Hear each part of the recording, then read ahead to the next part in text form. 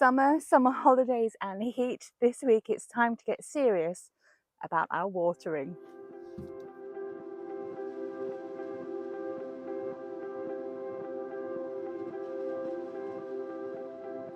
When it comes to watering and our watering systems when we are going away on holiday, or actually even if we're not going on holiday, there is basically not one size which fits all. So we need to be mindful of each other because there are so many variables.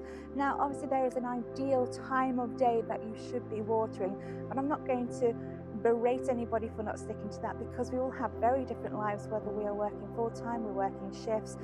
You can water in the morning, you can water in the daytime. What you might find is a lot of that water evaporation from the sun, and if that's the only time you can water, then that's the time you do it. The ideal time to do it would be in the early evening, not quite late at night, because if you're watering your ground and it's late at night, that's when the snails and slugs come out. They're going to have a nice wet ground to actually travel over, and that's when they're going to get your plants. Now, a lot of people will have their watering cans, and certainly down at allotment we are not allowed to use hoses. And actually that's a really good thing, because it means I'm going to take my watering can and I'm just going to remove the rows. Now, the reason why I'm taking off my rows is so that I can directionally water the roots of my plants rather than just soaking and saturating the ground around them.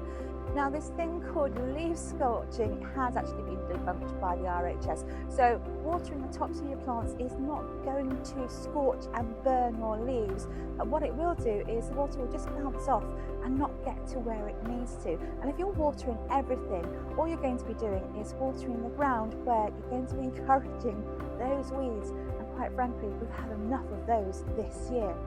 So if we are going away on our summer holidays and we're going to be abandoning our spaces for maybe 10 days, maybe 2 weeks if we're really lucky, then we need to think about how are our plants going to survive without us. Now, obviously there's a really good one, which is asking a very friendly neighbour if they will do you a favour. But actually we need to already have been preparing our plants to be without us for a little while. Now, most of us will already have mulched out area, making sure that it's actually going to retain a lot of that water just underneath the soil, or having really dense vegetation and planting means that there's not a lot of exposure of the soil to the sunlight, which will avoid that evaporation. However, if you haven't got that, what else you needed to maybe have started doing, if you haven't already, is training your plants to be without you by not watering every single day or twice a day. I tend to water every 2 days. I do a rotation on my plot, and the reason I do that, not only because it saves water, but also I'm encouraging the roots of my plants to go sinking right the way down to find their own water source. And if we've mulched over our area really effectively, that should be happening. However, we also need to think about what else we can do, because 10 days, 2 weeks is a long time, and there are quite a few systems out there. And again, this is sort of my top list.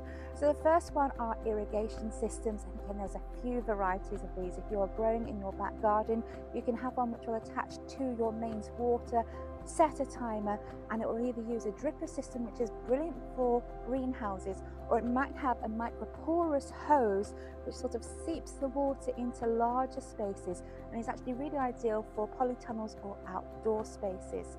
Now, you can also get ones which are appropriate for allotments, which will work from water but have a solar power panel on it, and again that will be a timer, and it will nicely time and water your plants. However, if you can't do that, there is a much nicer and, I say, a very aesthetic way of doing this, and it is the good old-fashioned ollers. Now, ollers have been around for more than 4,000 years. You found them in North Africa, in China, in Rome, and the ancient Greeks used to use them, and actually in some of these countries they still do. And they are beautiful terracotta pots. Now, the point of them being terracotta is porous, so it's like a really ancient microporous hose, but in little pot forms. All you need to do with this, and there's quite a few varieties that you can get, is you're just going to take your oller and find the root of your plant and just dig it in where the root is. You're going to find some beautiful mycelial network. You're going to be disturbing that to a certain extent, but you're going to put your oller in the ground. You're then going to cover around that oller and put the water through the hole, and if you have a lid, pop the lid on and just surround it with soil. Now what this will do is over time that water will slowly seep out through that microporous terracotta and actually water your plants for you. And if you have a good mycelium network, it will do the same, and it will travel and send that water where it needs to go. You do need to get these out of the ground when it comes to winter time though, because frost will not be friendly to terracotta pots. Now if again you have got polytunnels, or you have pots, or you have different containers, you can get little spiked olives which you just literally stick into the pot or the next to the plant, and again you can fill that with water if it's only going to be a couple of days, or most of them have the neck which is about the same width as the top of a wine bottle. Fill your wine bottle, pop that in the olla and have it standing up, and again it will slowly release the water and water your plants for you. And finally, we're thinking about actually watering from the bottom in our greenhouses. If we have pots, again we can be doing a very similar thing. We have trays with our pots on top, and again you can be doing this with your hanging baskets.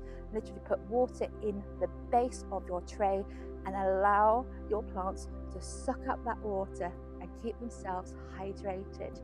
So lots of different ideas on what we can do to make sure that our plants and our growing spaces are going to be happy while we're away, so that we don't necessarily have to panic about them, and what we're going to come back to.